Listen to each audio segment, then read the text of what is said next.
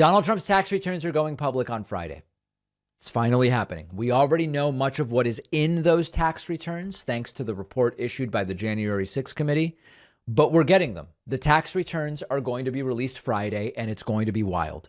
NBC News reporting Trump tax returns to be released to the public on Friday. The Ways and Means Committee voted last week to make 6 years of Trump's tax returns public. This was a party line vote. Initially, the plan was to release the documents as early as last Wednesday. The disclosure was delayed due to having to redact personal information like Social Security numbers. The assortment of 6 years of Trump's personal tax returns and some of his business returns are expected to be placed into the congressional record Friday. The clock is ticking for the committee, which will turn over control to Republicans when the new Congress is sworn in next week. Another report from Reuters. Former Republican President Donald Trump's redacted tax returns will be made public on Friday. The documents to be released Friday are expected to include Trump's tax returns between 2015 and 2021, the years he ran for and served as president. A spokesperson for Trump declined to comment. Trump was the first presidential candidate in decades not to release his tax returns during either of his campaigns for president. So, beyond the Trump aspects of this, what are we going to learn from the Trump aspects? Okay, we've gone over it so many times.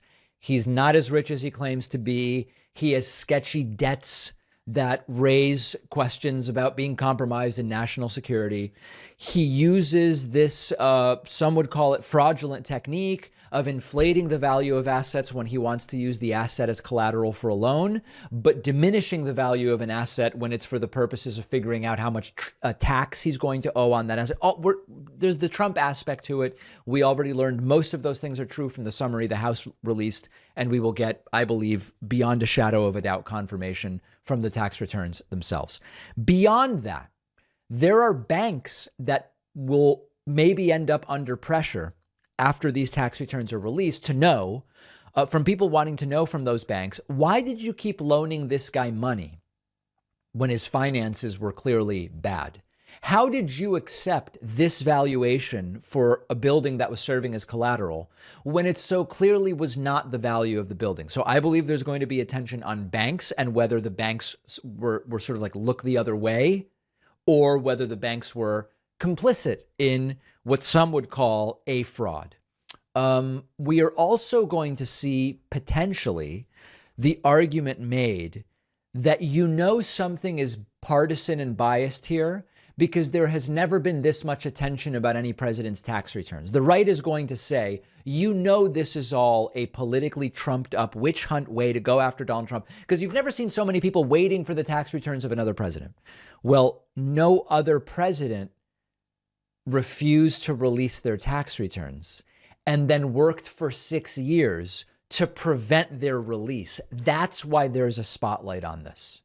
And they will claim the problem is that people are eager to see the tax returns. Now, the reason we're even in this situation is because Trump did something nobody else has done, which is to say, I'm just not going to release them. Now, he did say, I will release them once they're no longer being audited, but they weren't being audited. And you all know the lies. But the point here is what's unique isn't that the tax returns are coming out. It's that they had to come out via this means because Trump refused to otherwise provide them. So don't fall for that when we certainly hear from Republicans. This is political partisanship because Democrats are excited about the tax returns. No, it's Trump who did the thing nobody else has done.